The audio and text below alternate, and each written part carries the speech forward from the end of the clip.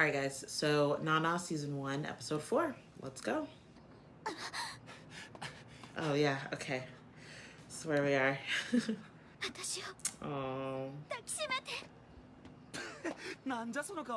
He's... Oh my god. Completely. Is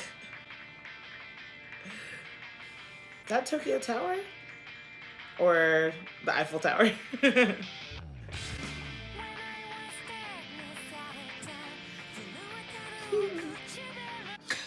Okay, so based on some comments, I've finally figured out how to refer to each of the Nanas. So pink Nana is Nana K, and black Nana is Nana O. So hopefully I can keep that straight. So Nana K is, you know, the one that we got her backstory last episode. And Nana O, hopefully we'll get her backstory either this episode or the next one.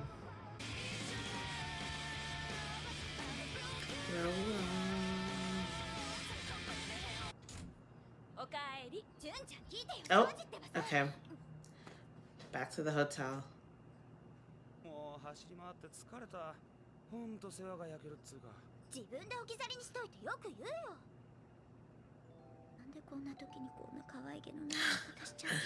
god.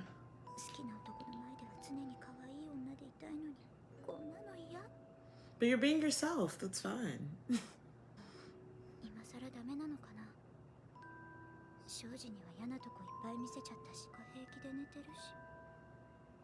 I was gonna say, his eyes are fully open.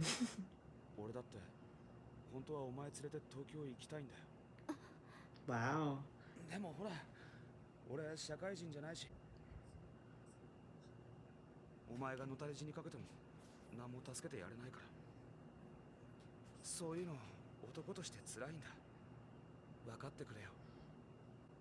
Okay, wait, how is she supposed to respond to that? Oh.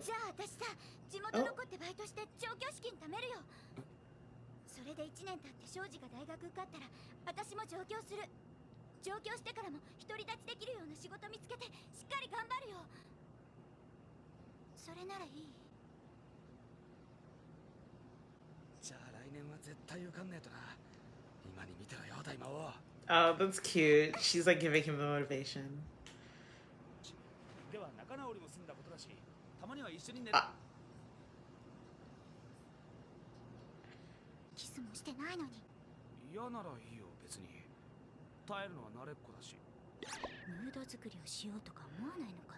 Right?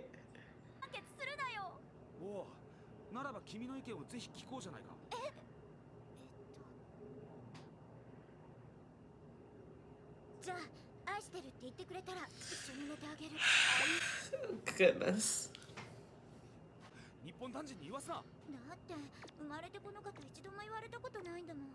Oh, that's sad.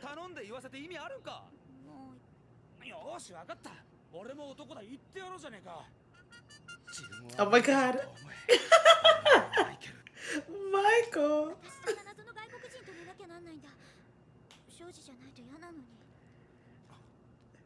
That was the American flag. Oh my god.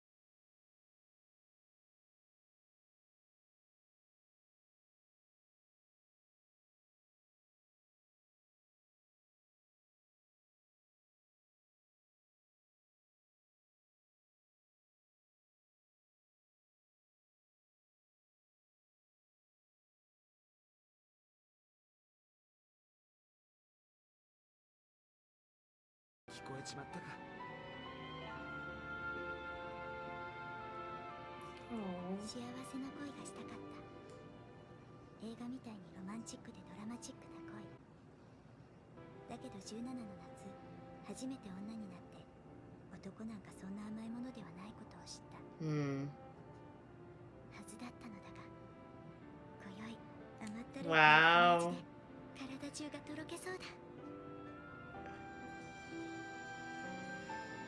Well, I'm glad she's had someone sort of, I don't know, right the wrongs of Mr. Asano.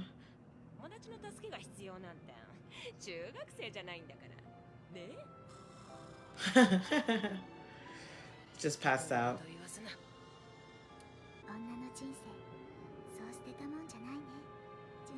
Oh.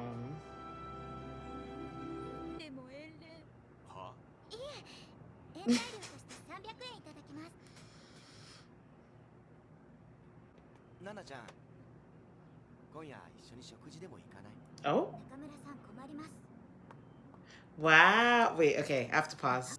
So I find that so funny that, of course, like immediately when she gets a boyfriend and is like confident about herself, all of a sudden, sort of the people who reject her in the past are coming out the woodwork being like, hey, so want to go out? That's funny. Finally woken up to my beauty. Oh.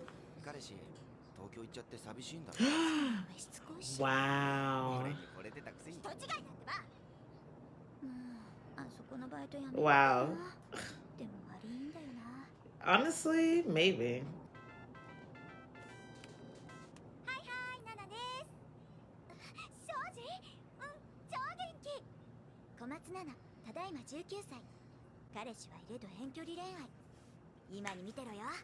Oh, I'm happy for her. Oh my god. Okay, other Nana. Oh wow. Oh my goodness. Okay. Oh.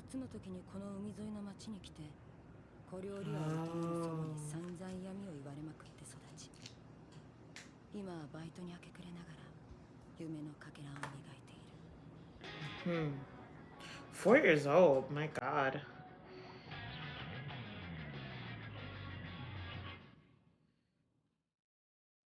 Okay, yeah, she's gonna have a very different backstory to Nana K. Oh, I'm so excited. I've been waiting for this.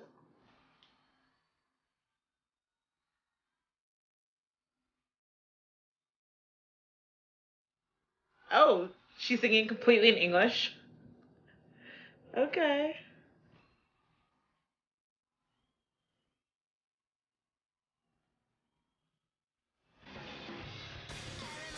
Oh.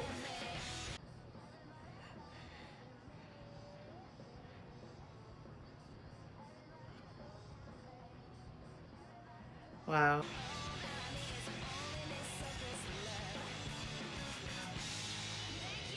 Wow. Oh my god, I like how all her fans have like the same haircut.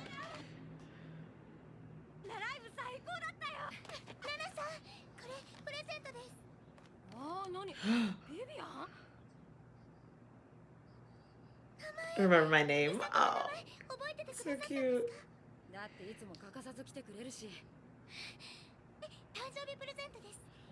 Okay, so she's 18.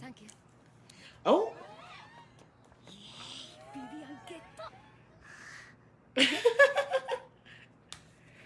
Wow. To get gifted Vivian Westwood, that's huge.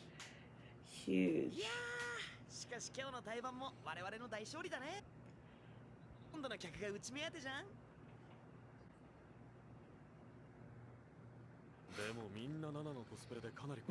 Yeah, a little bit.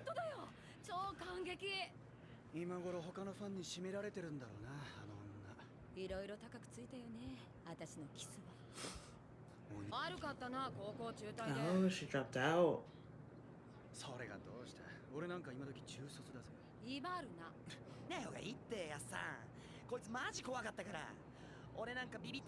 Oh, so they knew each other.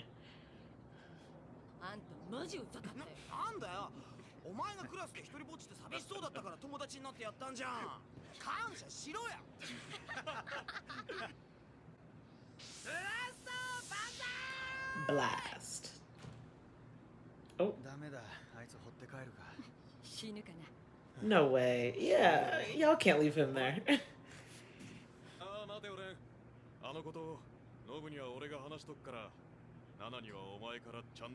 That thing? Uh-oh. 何しかしやっぱライブは最高だね。なんていうの絶頂感相当いい気持ちいいわ。男とやるよりか。Oh. それは男次第。Uh-oh. I don't know. Sleeping with bandmates feels risky. うわさっぴー。風邪ひくじゃん。カイロとかねえの気が利かん女どもだな。なんかあるでしょ手編みのマフラーとか。あった。 Help them sorting through. Oh. かっこいい。 Sorting through all the gifts for something they could wear.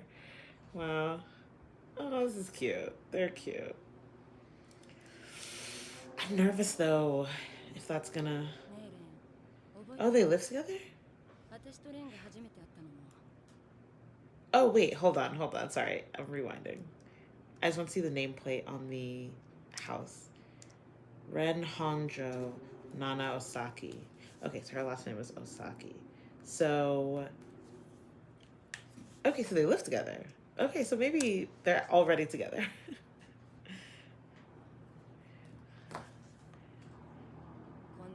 Oh, okay. I mean, they're literally in the bath together. So, yeah. あれは何年か前のクリスマスライブで。お前はあの日赤いワンピース着てた。忘れたくても忘れられねえんだよ。お前は史上最悪にノリの悪い客だったからな。なんだって戦闘陣取っといて棒立ちで俺に睨み I can see that. そしたらライブの後ノブにひっついて楽屋に来やがった。またその挨拶が最悪。ニコリともせずナナです。おしまい。 Oh. 他に言うことねえのか。だって私あの頃はいろいろあってへこんでたし。ああ、売り合ってんのがバレて退学になったな。 Oh. やってねえって濡れ衣だよ。私の少女はてめえが奪ったんだろ。悪かったよ。落ち着け。 Wow. 入れる気力もなかったんだよあの頃。確かにそんな面してた。それに学校辞めて働きたかったからちょうどいいやと思って。 I wonder how young she was. ガルばあさんに店でこき使われまくってたんだろ。それ以上稼いで何がしたかった。前に話したじゃん。私のお母さん私を4つの時におばあちゃんに預けたまま行方知れずだって。私の父親が誰かわからないまま産んで結局私が邪魔になって男と蒸発するような女だ。 Wow, with another man. It's crazy. That's so だ sad. から私に赤とかピンクの女の子らしい服を Oh. そういうの着ると Oh, okay. Yeah, I was gonna say. ちゃんが死んで一人ぼっちになった。 Oh, wow, her grandma died. 稼いだ金でかわいそうな自分にクリスマスプレゼント。こともあろうに真っ赤なフリフリのワンピース。 I'm sorry, I keep hearing One Piece. ドキドキしながらその夜にライブに来てコートの下に赤い色を隠して吹雪の中を走った。 Okay, so that her backstory, that part of it is really interesting. Like her mother basically, you know, I guess being considered promiscuous because she had a baby by a man that I guess the grandmother and Nana, of course, didn't know. And then after 4 years, ditching her daughter to go off with another man. So clearly her mom was a bit too preoccupied with, I don't know, romantic relationships to really kind of own up to her responsibilities. And then, you know, as many adults do, or many people do, I'd say in general, is they will be so fearful of that situation being repeated and that history being repeated that they kind of swing the pendulum the other way and go to the extremes of, okay, anything I can do to prevent prevent this with my grandchild, I'm going to do it. And so that extreme is essentially like removing all things considered, I guess, more feminine or more provocative from Nana's like access in order to like prevent her from, I don't know, turning into her mother. But obviously that's going to have like downstream impacts on how she views herself, how she views relationship with men. I mean, it's just really complicated. Like, I don't know. It's complicated just because ultimately I think it comes from a place of like concern and love, which I think a lot of these things, regardless of how sort of harsh or seemingly harsh or unreasonable it may seem, I think oftentimes it still comes from a place of love and concern. But what's sad is that essentially like her grandmother was her only like familial figure that she had in her life, and that was like the nature of the relationship. So it's like essentially the daughter is bearing the burden of the sins of her mother, which yeah, is sad and really unfortunate. But yeah, I mean, it explains her whole aesthetic now, right? Her being, you know, all black, or wearing all black, having a more, I don't know, I guess punk aesthetic, makes a lot more sense, like hearing that context of her backstory. I'm also just curious, just because I think of everything I've seen with Nana K in like the past couple episodes, I'm like, how old is Ren? Yeah. Oh, and then I can probably talk about this more at the end, but the whole thing about her getting kicked out of school because I guess there was a rumor that she was involved in like sex work or prostitution is wild. But yeah, anyway, but let's keep watching. Oh, sorry. Going back to what I said about, you know, it aligning with her aesthetic. But I mean, her like fascination with this red dress and her spending like the little money that she had on this dress shows that that's a part of herself that she doesn't enjoy denying. Like she clearly, there's some, I don't even know if latent is even the right word, but there's definitely like a strong desire there that she's willing to sacrifice things that are important, like, I don't know, maybe food, paying bills, to be able to own something that she was denied for so long. I think speaks to there being some level of like, I don't know, some deep desire that,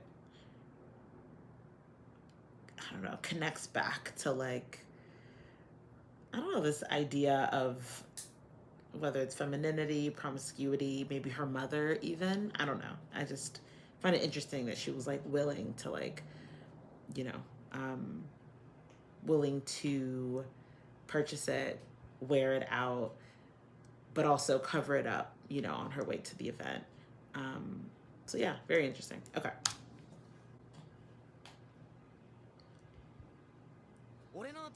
He's with me. He's 2 years old. Okay. All right. 2 years. All right.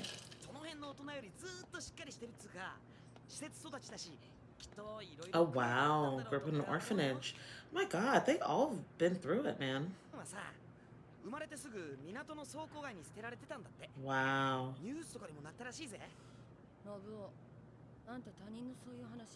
True.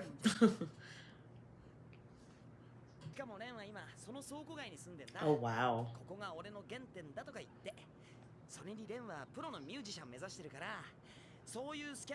I was gonna say, I mean, that's a good backstory for someone trying to be famous.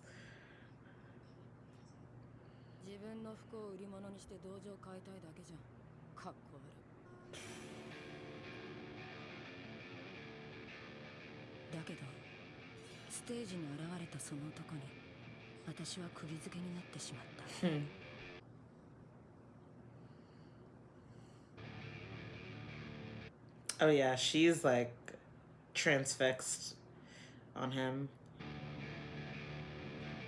Ooh, oh my god, the slow-mo, the eye contact. 感情をどんな名前で呼べばいいんだ。 Oh. それは恋とかときめきだとか甘い響きは似つかわしくない。 Oh, not them zooming down. 打線棒と焦燥。 Oh, interesting. そして Yeah, desire. Ooh.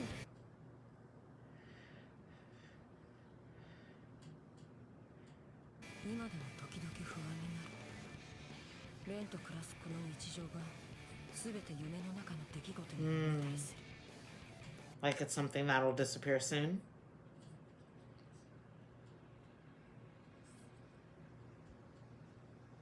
どんなにあがいても人間の手が届かない気がする。 Out of her reach. How so? Like he doesn't open up? そういやさ、ヤスが帰り際に言ってた話って何？なんか Yeah. そんな口ぶりだった。 I was gonna say, are they leaving? 深刻なんだ。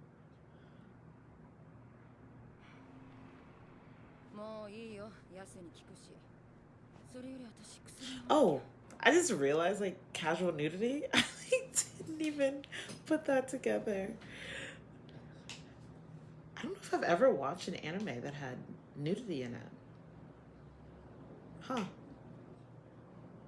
しょうがねえな、ジャンキーは。違うよ。 Oh my ビールだよ。 gosh. 飲み忘れたら底辺だ。 Not a ガキ junkie. ができたらどうすんだ。 Right. 産んで育てりゃいいじゃん。 Oh. 俺は高校も行かず、真面目に肉体労働してきたから結構金持ちだぜ。ガキの一人や二人、全然 What? 平気。あんたが平気でも私は困る。 Right. It's like it's not a one person decision. Oh.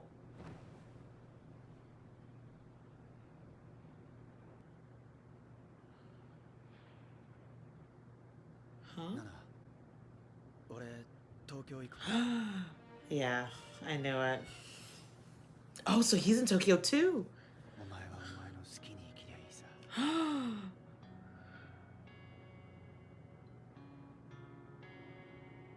Oh, she's gonna like lose it. Oh no. Interesting. So she and oh, it's already over. Ah, okay. Wow. So she and Nana K, in a way, have really similar like reasons for going to Tokyo. I mean, I don't know. I mean, they'll probably go into more detail for Nana O to say if she really is essentially just going to Tokyo for Ren or if there's something else bringing her there. But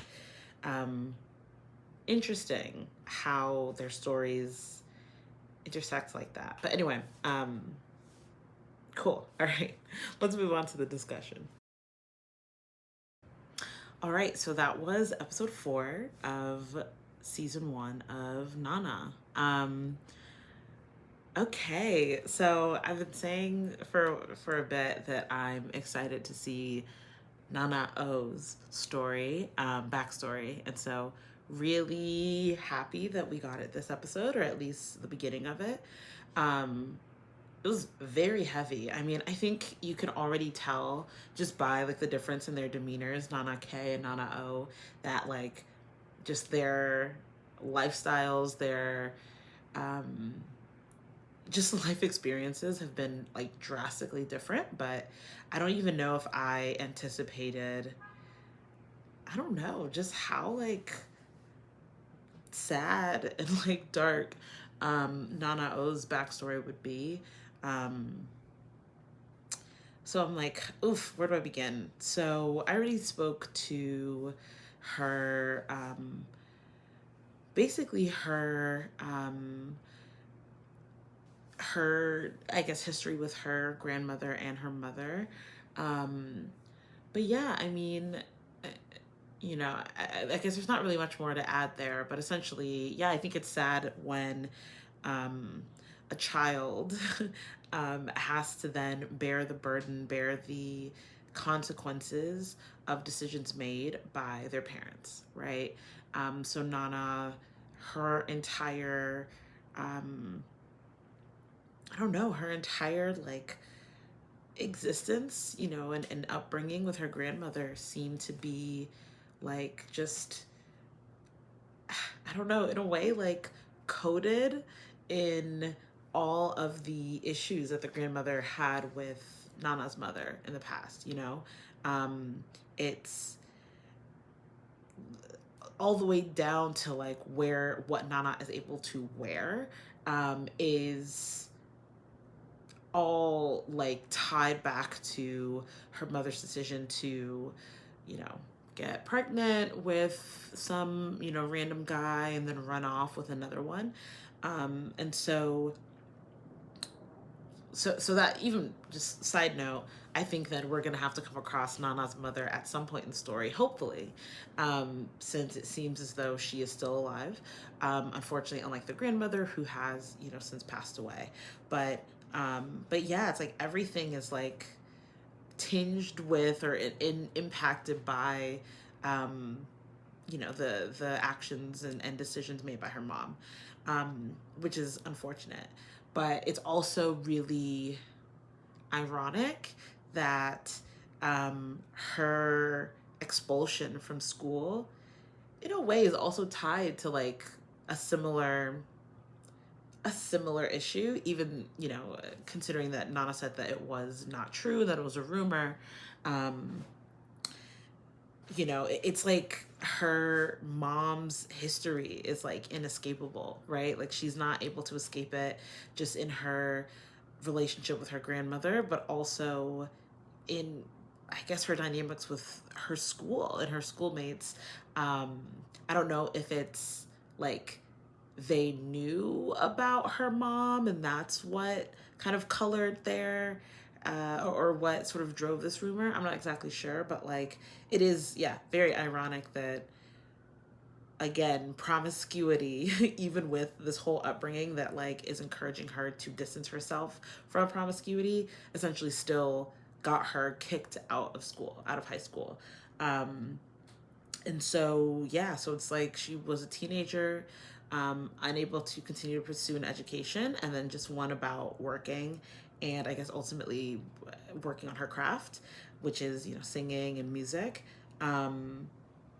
But, you know, happy that her friend from school introduced her to Ren and the rest of the band, because it seems as though they really, I mean, the whole band, I was going to say really connected and really close, but definitely for sure, Nana and Ren are extremely close, or were, should I say, extremely close. They, like, I don't know, I mean, um, very interesting relationship, honestly. I think I was a bit unsure when Nana like had that voiceover just discussing their relationship. But from what I gather and what I'm assuming, especially in the line that she said, let me see if I can find it, where she said, he's still out of reach. Um, I wonder if what she means is that ultimately, you know, although they're intimate and they work together and they create music together, perhaps he's still very emotionally distant. Because it is interesting considering the fact that considering the fact that like, you know, the scene with her in the bathtub and he's like making these comments and she's like, I've told you this already, that's not true, or I've said this before, that's, you know, X, Y, and Z. So it feels like maybe he's not even really emotionally available to her because he doesn't seem to really internalize like things about her past. And yeah, I think maybe feels a bit like emotionally distant. And so So yeah, so I think that that aspect of the relationship seems really interesting, but also still sort of sad, right? Because she clearly is still, I don't know. I think, at least for me, it feels like she wasn't 100% fulfilled in that relationship because of that, you know? Um, what else? I'd also say the scene when he was sort of making fun of her for taking birth control pills, and she was just like, I mean, shit, like, we don't want to get pregnant, right? And he basically was like, yeah, why not? We can have 1 to 2 kids. I have money. And then she's just like, well, I don't want to have kids. And then he's like, well, I'm going to Tokyo. Like, that was such a kind of confusing sort of I mean, just like sequence, I guess, of conversation points of being like, you shouldn't take birth control because, yeah, we can have a family together. Oh, you don't want a family? Yeah, that's fine. I'm going to Tokyo anyway. Like, it feels, I don't know. Ren is a bit of an enigma to me at this point.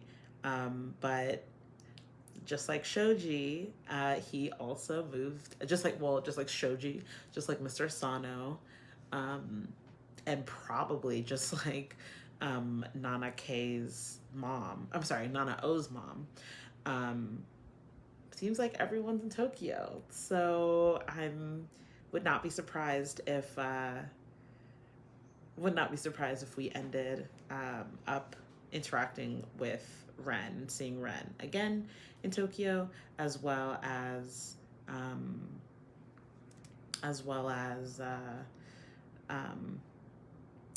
Nana O's mom.